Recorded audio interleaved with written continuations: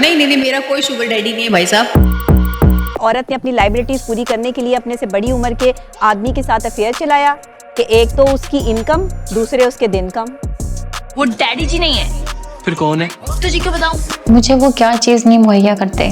जैसे ही मार्केट में जो भी लेटेस्ट मोबाइल आता है न्यू, फौरन मुझे वो दिलवा देते हैं। अगर आपका शुगर डैडी है तो उसे सीरियस मत लो। 19 साल सबा और उसकी पुरकशिश लेकिन खतरनाक जिंदगी। मैं किसी भी ब्रांड के सूट पे हाथ रखूं, चाहे वो कितना भी महंगा हो, चाहे वो लाख का हो, कितने का भी हो, वो मुझे फौरन मैसर कर देते हैं। वो वक्ती प्लेजर को हैप्पीनेस समझती थी। जब इतने ख्याल करते हैं तो और क्या चाहिए इंसान को। जितना खा सकती हो खा लो, यही 1-2 महीने का वक्त है।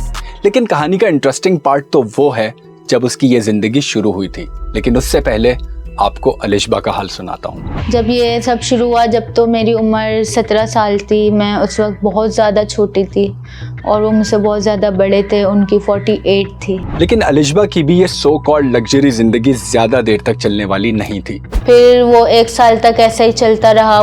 मैं उनसे शादी का फिर बोलती थी, वो मुझे बोलते थे कि हाँ अब भी करेंगे, मतलब जैसे टालते थे।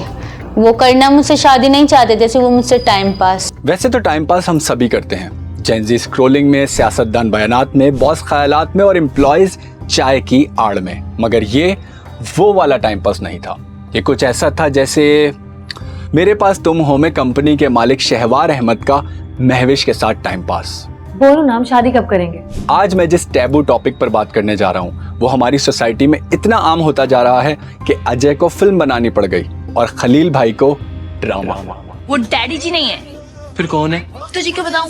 वो हकीकत में बिल्कुल ऐसी हो गई थी। मेरे को वो ऐसे ट्रीट करते थे जैसे मैं कोई उनकी बेबी हूँ, या मतलब बहुत ज़्यादा मेरे को अच्छे तरीके से वो ट्रीट करते थे। बट मुझे बाद में रियलाइज़ हुआ कि ये मैं शुगर बेबी बनती जा रही हूँ और ये शुगर डैडी। आप में से बहुत से लोगों को अभी तक पता भी नहीं होगा कि ये शुगर डैडी किसे कहते हैं, और बहुत से सोच रहे होंगे मालूम है तेरे बाप को मत सिखा चल। आपको वो नहीं मालूम मेरी जान जो बाद में होता है, शुगर डैडी के साथ भी और शुगर बेबी के साथ भी, और ये वही जानता है जिस पर बीती है। तो इस डॉक्यूमेंट्री में मैं सुनाऊंगा आपको ऐसी लड़कियों की कहानियां जिन्होंने शुगर डैडी तलाश किए, लग्जरी लाइफ एंजॉय की, लेकिन अचानक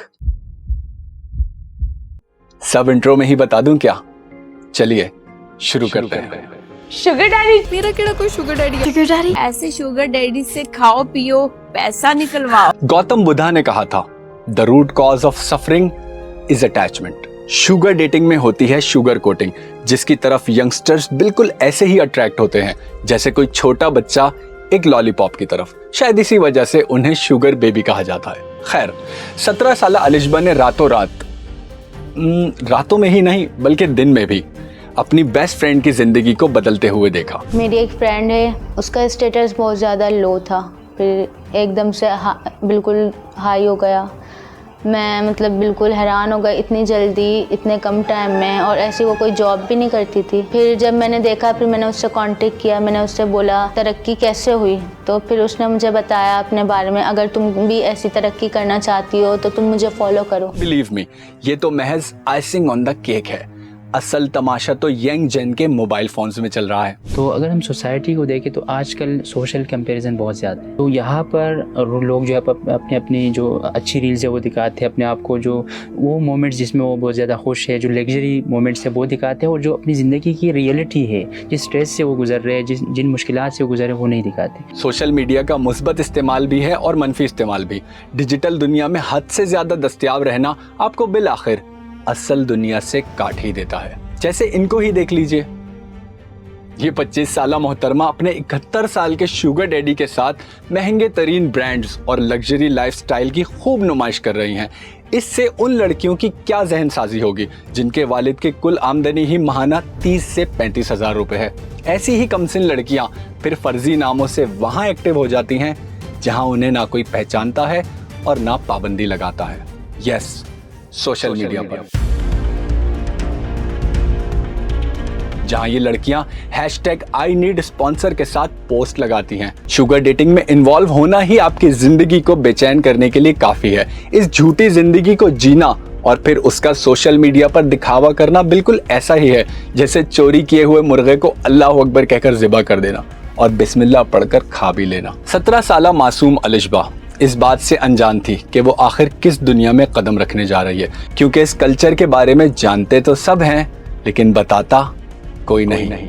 इतनी मैं माहौल को समझने की कोशिश कर रही थी, म्यूजिक चल रहा था कि एक अंकल आए, यासीन साहब नाम है उनका, तो उन्होंने मेरे आगे हाथ बढ़ाया, अस्सलाम वालेकुम। मैंने उन्हें देखा, मैं मतलब इतने मैं देख ही रही थी, मैंने बोला वालेकुम अस्सलाम, तो वो अपने बारे में बताने लगे, मेरी प्राइवेट कंपनी है, आप ये मेरा नंबर लें। तो मैं नंबर नहीं ले रही थी, तो मेरी फ्रेंड ने बोला ले लो नंबर, शेयर कर लो। फिर मैंने नंबर ले लिया। अब बहुत से लोगों ने तो शुगर डैडी का लफ्ज भी कभी नहीं सुना होगा, लेकिन माहिर नफ्सियात इसकी कुछ यूं वजाहत करते हैं। ज़्यादा एज का मेल वो क्या करता है कि वो यंग एज के गर्ल्स को सर्च करता है और उनको फाइनेंशियल सपोर्ट करते हैं। उस फाइनेंशियल सपोर्ट के बदले में फिर उनके साथ वो इंटीमेट रिलेशनशिप तक भी जाता है। अब अगर मुझे इसे मजीद सादा लफ्जों में आपको समझाना पड़ेगा तो आपको थोड़ा सा फ्लैशबैक में जाना पड़ेगा, अपने जहन में किसी ऐसे लड़के या लड़की को लाना पड़ेगा। वैसे यहाँ एक जेंडर को तो मैं शामिल करना भूल ही गया हूँ। आपको टीनेजर्स लड़के पसंद हैं या sugar daddy? Sugar daddy is very mature, वो लोग फाइनेंशियली भी स्टेबल होते हैं, वो जरा अपनी फाइनेंस को भी लेके चल रहे होते हैं साथ साथ, और टीनेजर्स तो बेचारे खुद स्ट्रगल कर रहे होते हैं, उनके साथ में वो मुझे क्या ही संभालेंगे। ऐसे नौजवान लड़के और ज्यादातर लड़कियां खुद तो एक मुतवस्सित तबके से आते हैं, लेकिन उनकी जाती जिंदगी में तमाम आसाइशें मौजूद होती हैं और वो खुद अपनी इन आसाइशों के बारे में कभी कुछ नहीं बताते, क्योंकि वो होते हैं स्पॉन्सर्ड। और ये स्पॉन्सर का लफ्ज समझे शुगर डैडी का कॉर्पोरेट वर्जन है। एंड गेस व्हाट कि ये लफ्ज भी जेनजी का ही तजवीज करदा है। बात सिर्फ सोशल मीडिया और एक्सक्लूसिव पार्टीज तक ही महदूद नहीं है। शुगर डेटिंग अब बाकायदा एक ऐसी इंडस्ट्री बन चुकी है जिसकी कई वेबसाइट्स हैं जहां शुगर बेबीज और शुगर डैडीज अरेंजमेंट्स के नाम पर खुद को रजिस्टर करवाते हैं। खैर, मैं इन वेबसाइट्स का नाम लेकर आपका गुनाह अपने सर नहीं लेना चाहता। ये शुगर डैडीज अपने शुगर बेबीज की तालीम से लेकर लग्जरी जरूरियात तक हर चीज को पूरा करते हैं, जिसमें आईफोन, महंगे ब्रांडेड कपड़े, मेकअप, सैंडल्स, 5 स्टार में खाना, एक्सक्लूसिव इवेंट्स में एंट्री, क्रेडिट कार्ड्स, कैश और ना जाने क्या क्या।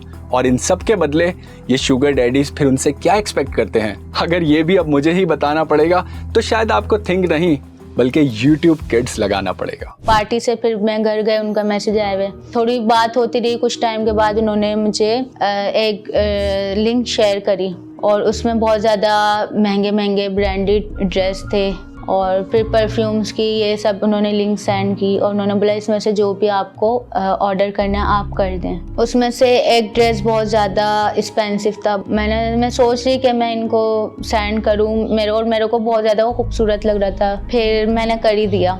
उन्होंने फिर बोला ठीक है, कल तक मैं आपके घर भिजवा दूंगा। ये था यासीन की तरफ से फेंका हुआ वो पहला जाल जिसमें उसकी मनपसंद लड़की अब फंस चुकी थी। एंड देन सो ऑन, उसने एक दूसरा जाल फेंका। उम्र के साथ तजर्बा होना एक बोनस की तरह होता है। इसी बोनस का भरपूर फायदा उठाते हुए यासीन समझ चुका था कि कौन से मौके पर कौन सा जाल फेंकना है। तो फिर वो घर आ गया, फिर उसको मैंने वेयर किया। वो मतलब बहुत, मैं तो मतलब ऐसे मेरे इम्प्रेशन थे कि मैं आपके साथ एक्सप्लेन नहीं कर सकती, मैं इतनी खुश थी। फिर उन्होंने बोला कि मैं भी ये देखना चाहता हूँ आपके ऊपर कैसा लगता है। अब आप भी यही सोच रहे होंगे ना कि उसने फोटो या वीडियो का तकाजा किया होगा। नहीं, क्योंकि ये वो मंझे हुए बूढ़े बाबे हैं जो इन हरकतों में आप और मुझसे 2 कदम आगे हैं। आप ये पहन के आ सकती हैं, मैं आपसे मिलना चाहता हूँ। तो उन्होंने फिर गाड़ी भिजवाई। जब रास्ते में थी तो उन्होंने अपने वॉलेट से एक कार्ड निकाला। उन्होंने बोला ये लें, इसमें जितने भी आपको, ये मेरा क्रेडिट कार्ड है, आपको ये जितने भी इसमें से अमाउंट लेनी हो, कहीं भी किसी भी चीज़ की ज़रूरत हो, आप इसमें से ले लीजिएगा। देखा कितनी जल्दी बातचीत हाय हेलो से बढ़कर मिलने मिलाने तक पहुंच गई। ये होता है उम्र और तजर्बे दोनों का भरपूर इस्तेमाल, बल्कि इस्तेसाल। एक अंदाजे के मुताबिक पाकिस्तान में ऐसे शुगर डैडीज की तादाद हजारों में है, लेकिन असल आदादो शुमार किसी के भी पास नहीं है, क्योंकि ये एक ऐसा गोरख धंधा है जो पूरी तरह से खुफिया और राजदारी के साथ चलाया जाता है। मगर कुछ एक्सक्लूसिव सोर्सेज बताती हैं कि कराची, लाहौर, इस्लामाबाद में 60,000 से जायद एक्टिव शुगर डैडीज मौजूद हैं, जिनकी उम्र 40 से 75 साल तक है और उसमें से 42,000 के करीब तो शादीशुदा भी हैं। फिर मतलब ऐसे तो नहीं कह रहे मैं तुमसे शादी करूंगा। उन्होंने फिर शादी का बोला, तो मतलब आप तो पहले से ही शादीशुदा हैं, तो कह रहे हैं क्या आदमी दूसरी शादी शादी नहीं कर सकते। मैंने सोचा कि आगे मतलब ये तो मुझसे शादी का बोल रहे हैं, तो फिर मैं भी थोड़ी राज़ी हो गई थी। फिर वो 1 साल तक ऐसे ही चलता रहा। इन शुगर डैडीज से मुतासिरा लड़कियों और लड़कों की तादाद 50,000 से भी ज्यादा है। इन विक्टिम्स की उम्र 18 से 25 साल के दरमियान है, जिसमें तकरीबन 91%, जी हाँ 91% लड़कियां और बाकी के लड़के और ट्रांसजेंडर्स हैं। अगर आप सोच रहे हैं कि ये आपका मसला नहीं है तो अभी इसी वक्त ये वीडियो बंद कर दें, लेकिन अगर आपके मोबाइल फोन में इंस्टाग्राम मौजूद है तो ये आपका मसला भी है। तो सुने, अब हैरानकुन बात बताता हूँ। तमाम ही शुगर डैडीज इलीट क्लास से ताल्लुक रखते हैं। अधेड़ उम्र के कारोबारी अफराद, असलो रसूख रखने वाली शख्सियात, शोबिज इंडस्ट्री के खापड़ डायरेक्टर और नामी ग्रामी सियासतदान, जबकि 99% विक्टिम्स का ताल्लुक मिडिल क्लास से है, और ये है इस मसले की रूट कॉज। फिर वो मुझे अपने साथ पार्टी में ले गई। वहाँ का माहौल ऐसा था, लाइट मतलब जैसे डिस्को लाइट होती हैं वो चल रही। बिजनेसमैन थे और बहुत ज़्यादा एजिड थे। उनके साथ 18 साल की, 17 साल की, इतनी एज की लड़कियाँ थीं, और वो जो बिजनेसमैन था उनकी एज बहुत ज़्यादा थी, और छोटी छोटी लड़कियां थी उन सबके साथ। मेरा नाम सबा है, मैं अख्तर कॉलोनी में रहती थी। देखें, हर इंसान की ख्वाहिश होती है ज़िंदगी में हर चीज़ पाने की ना। हर लड़की के ख्वाब होते हैं कि मेरे पास हर चीज़ हो, अच्छा घर हो, अच्छा बैकग्राउंड हो, आपका गाड़ी हो, बंगला हो, क्या चीज़, हर चीज़ की ख्वाहिश होती है। आपको अच्छे कपड़े पहने, अच्छी जगह जाएं, घूमें फिरें, सब चीज़ करें। जरा इमेजिन करें, एक लड़की मंगल बाजार गई, वहां से उसने खुशी खुशी 1000 रुपए में एक ड्रेस खरीदा। उसने पहना और बड़े ही चाव से तैयार हो गई, और उसने सोचा क्यों ना अब अपनी फोटो को इंस्टाग्राम पर शेयर किया जाए। उसने इंस्टाग्राम खोला और फीड पर सामने ही उसकी एक दोस्त की फोटो आ गई, जिसने 50,000 रुपए का डिजाइनर ड्रेस पहना हुआ था। ये दोस्त भी उसी मोहल्ले में रहती थी, इसी मिडिल क्लास से आती थी, और वो पहले वाली लड़की उसे देखकर जब्त कर जाती है। मगर कितना जब्त करेगी? उसकी दोस्त तो दिन ब दिन खूब से खूब तर की तरफ जा रही है। 5.5 से 6 लाख रुपए का आईफोन प्रो मैक्स, इतना तो एक मिडिल क्लास घराने का पूरे साल का खर्चा होता है। और जब पैसा नहीं था हमारे पास, कुछ भी नहीं था, ये सब कुछ, हम सारे 5 बहनें थी, तो कोई ख़ानदान वाले हमें कोई भी नहीं पूछता था। और आज जब पैसा, गाड़ी, घर सब कुछ है, तो आज लोग हमारे आगे पीछे ऐसे फिरते हैं जैसे मैं कोई बहुत बड़ी एक्टर हूँ। और ऐसे पैसे में कोई बुराई नहीं है मेरी नज़र में। आप लोग भी इसको एंजॉय करें। गरीबी कोई जुर्म नहीं है, लेकिन जो लोग जानबूझकर गरीबी को जुर्म और गरीब को मुजरिम बना देते हैं, ये डॉक्यूमेंट्री उनके लिए भी है। क्योंकि अलिशबा भले ही इन सब चीजों से अनजान थी, लेकिन सबा ऐसी बिल्कुल भी नहीं थी। वो अमीरों के लाइफस्टाइल के बारे में जानती जरूर थी, लेकिन उस तक पहुंचने का उसे कोई जरिया नहीं मिल रहा था। और एक दिन जब मैं बजाज साहब से मिली तो उस टाइम उनकी एज 52 थी और मैं 19 प्लस थी। उनके पास जो लड़कियां, मेरी फ्रेंड, इतनी सारी दोस्तें हैं, इतना ज़्यादा इनके साथ इंटरेस्टेड क्यों हैं? तो फिर मुझे रियलाइज़ हुआ कि जो इनके साथ रह के काम कर रहे हैं, अगर मैं उनके साथ जा रही हूँ घूमना फिरना, खाना पीना, तो उसके बदले में आपको हर चीज़ मिल रही है। घर मिल रहा है, गाड़ी मिल रही है, जो चीज़ मैं सोचती थी वो सारी चीज़ें उनसे मुझे मिल रही हैं। सिर्फ एक उनके साथ उठना बैठना में रात, क्योंकि हम लोग रात को नहीं जा सकते और ये सारी चीज़ें रात में अवेलेबल होती हैं, उसमें कोई गलत नहीं है। लेकिन क्या वाकई ये सबा ही थी? इसको हम ट्रॉमा बाउंडिंग भी कह सकते हैं। एक जहनी तौर पर इंसान अगर किसी सदमे से गुजरा है, ठीक है, या गुजर रहे, पेनफुल सिचुएशन से अभी भी गुजर रहे, उसके बावजूद भी वो उस रिलेशनशिप का हिस्सा बना हुआ है, तो ये ट्रॉमा बाउंडिंग है। ठीक है, उनको नुकसान भी हो रहे, लेकिन कभी कभार वो प्यार देते हैं, कभी कभार जो उसके साथ सख्ती करती है, तो फिर ये ट्रॉमा बाउंडिंग कहलाता है इस तरह के रिलेशनशिप। यहाँ मैं आपसे एक सवाल पूछना चाहता हूँ, और यकीन जानिए मैंने आज तक जिससे भी ये सवाल किया है, मुझे फिलबदी कोई भी इसका जवाब नहीं दे सका, भले कुछ सेकंड्स के लिए ही सही। लेकिन ये सवाल सुनकर हर कोई एक गहरी सोच में जरूर गया है। क्या आप मुझे बता सकते हैं कि आखिरी बार आप खुद से कब मिले थे? जब मुझसे किसी ने ये सवाल किया था, उस वक्त मैं भी एक सेल्फ डिस्कवरी के फेज से गुजर रहा था। ये सवाल सुनकर मैं भी थोड़ी देर के लिए चौंक हो गया था। यही तो होती है वाई की तलाश, जिसके लिए शायद सबा भी भटक रही थी, जो कैमरे के आगे फख्र जाहिर करती थी और ऑफ कैमरा एक गहरी सोच में नजर आती थी। माहिर नफ्सियात इस कैफियत को आइडेंटिटी क्राइसिस कहते हैं। देखिए, अगर इस तरह की रिलेशनशिप में बात करें कि अगर एक बंदा या बंदी कह रहे कि मैं बिल्कुल खुश हूँ क्योंकि मेरी जो फाइनेंशियली इंस्टेबिलिटी थी वो मैं स्टेबल हो गई, ठीक है, और मुझे सारी चीज़ें मिल गई जो मैं चाह रही थी, और अब मैं खुश हूँ अपनी ज़िंदगी में, तो ये वक्ती तौर पर हो सकते हैं।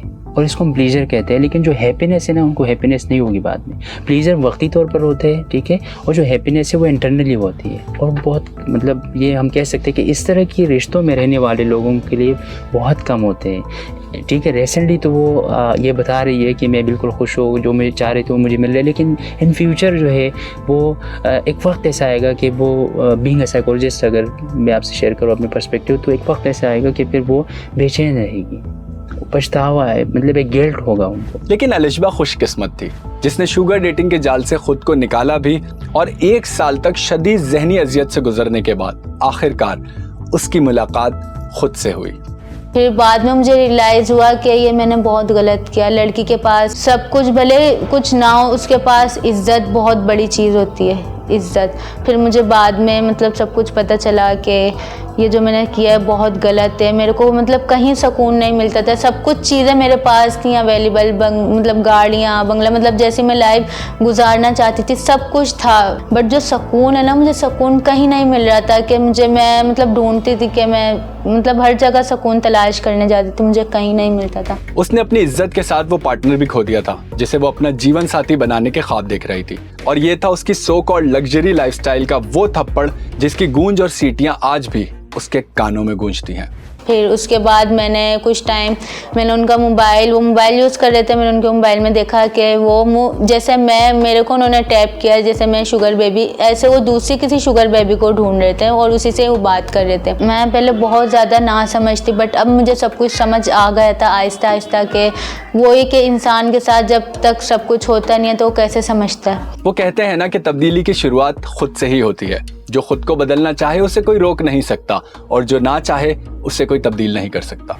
और अगर वजाहत मुझे छोड़ के चले भी गए तो कोई मसला नहीं है, क्योंकि ऐसे हज़ारों पाकिस्तान के अंदर जो है ना शुगर डैडी मौजूद हैं जो कहीं भी किसी को भी मिल जाएंगे। जैसे मुझे वजाहत मिल गया, वजाहत अगर मुझे छोड़ के जाते तो मुझे कोई दूसरा वजाहत मिल जाएगा। क्या पता अलिशबा के यासीन साहब मोबाइल पर जिससे बात कर रहे थे वो सबा ही हो। थिंक सोसाइटी में छुपे हुए उन मसलों को हाईलाइट कर रहा है जिससे आपके बच्चे की जिंदगी खराब हो सकती है। मगर याद रखिए कि फर्क सिर्फ हमारे कंटेंट बनाने से नहीं पड़ेगा, वालिदैन को अपडेट होना होगा। जिंदगी बहुत तेज भाग रही है और आप लोग वही 80s और 90s के दौर में जी रहे हैं। चेक करें अपने बच्चों का इंस्टाग्राम का इनबॉक्स। और रही बात इन शुगर डैडीज की, मुझे लगता है शायद मैं उन्हें नहीं समझा सकता। इसके लिए आपको एक काम करना होगा, मेरी इस वीडियो को चुपके से उस औरत को जरूर भेज दें जहां आपको शक हो कि उसका शौहर शुगर डैडी हो सकता है। Good bye.